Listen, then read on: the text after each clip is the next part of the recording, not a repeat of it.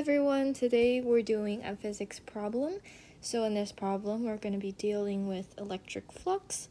So the problem gives us that there is a cube and that it has the length of 0.4 meters, which is this length over here. And we are given the electric flux, which is given in this format. And so here we have this cube, and the question asks us to find the electric flux on every surface of the cube.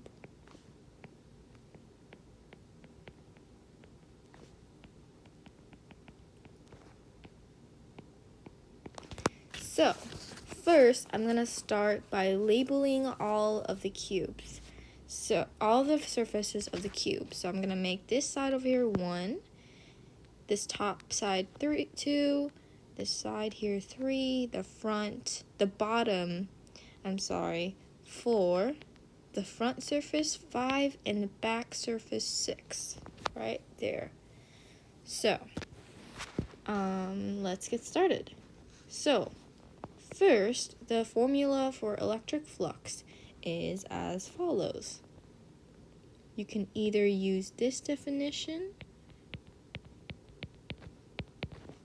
which is where electric flux equals the magnitude of the electric field times the magnitude of the surface area times the angle between the electric flux and the vector A, which is always perpendicular to the surface. Or you can use this definition, which is where electric flux is equals to the integral of the vector E dot dA. Now, which definition should we use in this case? Because the vector E is given us in this form, where there's an x here and a z here, we must use the integral definition.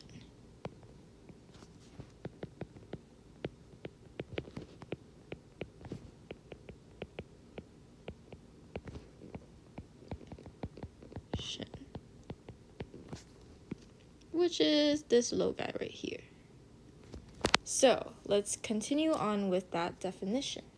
So, let's start with surface area. Let's start with the first electric flux.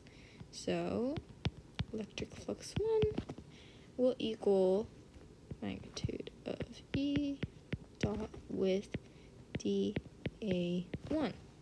Now, we know the electric flux already, but let's find this part right here, dA.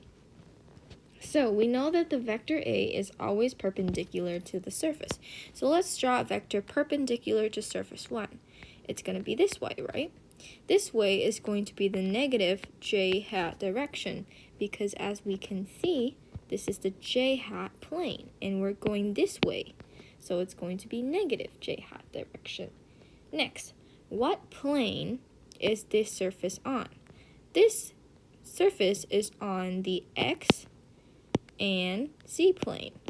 So therefore, we can rewrite dA as such. dA1 equals d negative dx and dz j hat. So let's recall that for dot product, let's say our E vector, we have our I hat, our j hat, and our k hat. And then for our dA vector, we have our I hat, j hat, and k hat.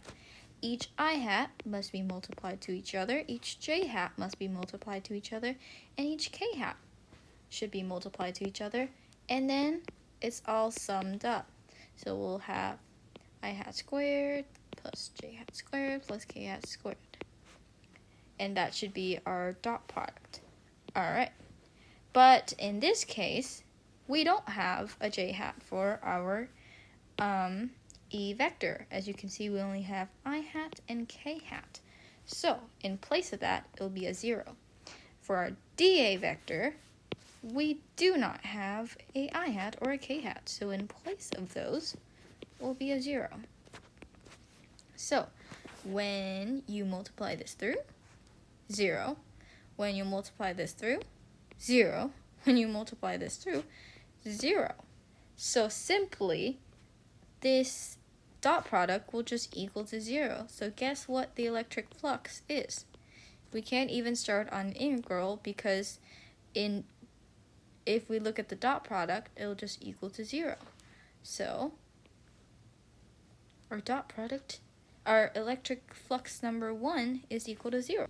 Alright, let's keep on going. So next we have the electric flux of the surface 2. Let's start now by defining what dA2 is. Again, like you guys know, we're going to draw a vector perpendicular to surface 2, which is up. So this would be plus k hat. And what surface, or what surface is the surface 2 on? So it's on the x and y plane. X and y plane. So therefore, we can write this vector as dx dy k. Let's recall that our vector E is as such. It has a I hat and a k hat. Do we have a k hat in the electric flux? Yes, we do. And do we have a k hat in dA? Yes, we do. So we will now finally have a non-zero value. So this will do. Alright, let's examine the x position. There's no I hat position in dA. So let's imagine it'll be like a 0 I hat over here. So you multiply these two together, it's just going to give you 0. Alright, so let's carry on with the thing that works. So let's write electric flux of 2 equals integral of E dot dA. Alright, so let's put in the k hat position for the electric field. So we have 2.35 Z. Alright, next let's multiply it with dA. So that's going to give us dx dy. And we're just ignoring the k hat because it just indicates the position that it's in, the position that it's indicating. So both are in the k hat direction. Alright, let's put the integral back in. So first thing we want to do is to recognize that z just means the height. So what is the height? We know that the height is L. So we're going to replace that. So integral of 2.35 L dx dy. Now we know that this is a constant value. The L is just a number. So we're going to pull it out. And we're going to take the integral of dx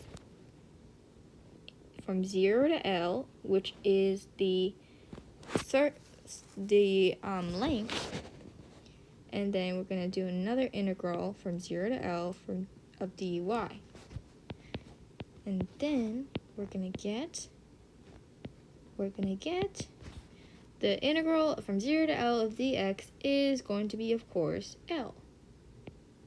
And integral from 0 to L of dy is just going to be L again, because we just know the constant comes out.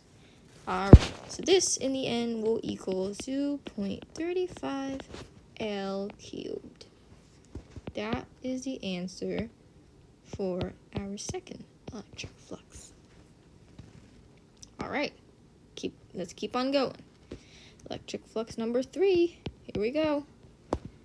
Alright, electric flux number 3. Let's recall that. Let's first find our dA. That's our process. dA3. Alright, let's draw a vector that's perpendicular to surface 3, which is the dA vector. All right, what direction is that going to be in? As we know, that's going to be plus j hat. All right, plus j hat. What plane is it on? We know that it's on the x and c plane. All right, dx, so this vector is equals to dx dy j hat. Perfect. All right. So from what we remember,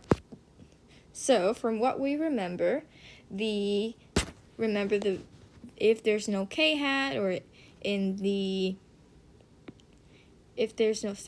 So from what we remember of dot product, let's write our little definition in just to make us feel secure.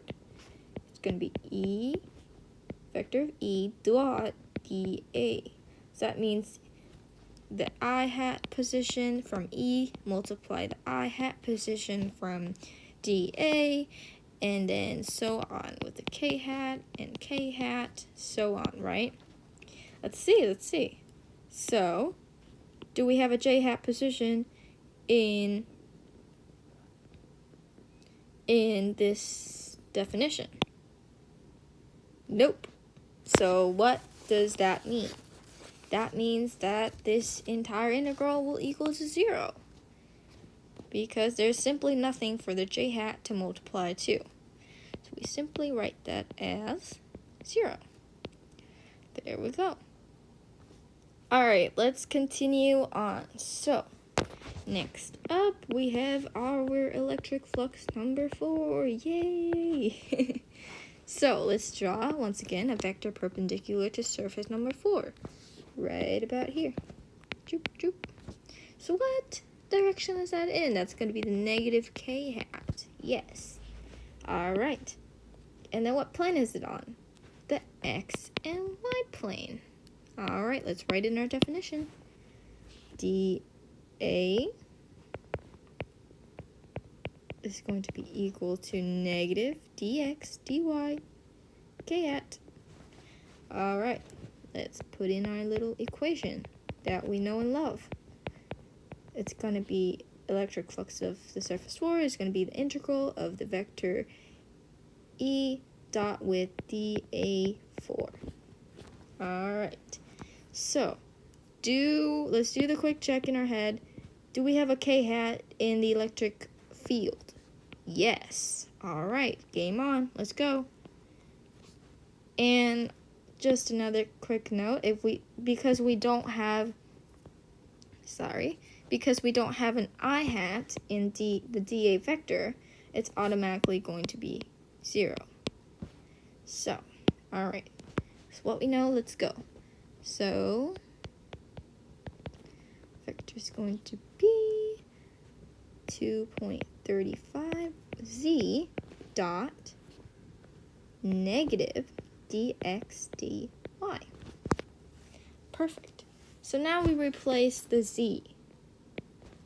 The z, keep in mind, is the height. Where is the height at where the surface 4 is located? It's 0, right? Because it's at the bottom. We think of the xy plane, right? Xy plane as the base. So the z, is going to be equal to 0, because the length is also 0 there. It's simply the floor. So, guess what, guys? 2.35 times 0? Uh-oh. Everything is going to be multiplied by 0, so the electric flux of number 4 equals 0. Yay! Alright. Let's do the next one. Let's go. Alright, let's do electric flux of surface 5. Okay, we're doing new territory. We have, let's see our dA vector. Let's draw in the vector A, which is always perpendicular to the surface. This is kind of hard to demonstrate, but it's going to be like this kind of. So, it's going to point in the positive direction of the I hat direction. Yay, finally, I hat is coming into play. The I hat direction. All right. And what plane is it on? It is on the k hat and j hat plane, which is the z and y plane. Perfect. All right.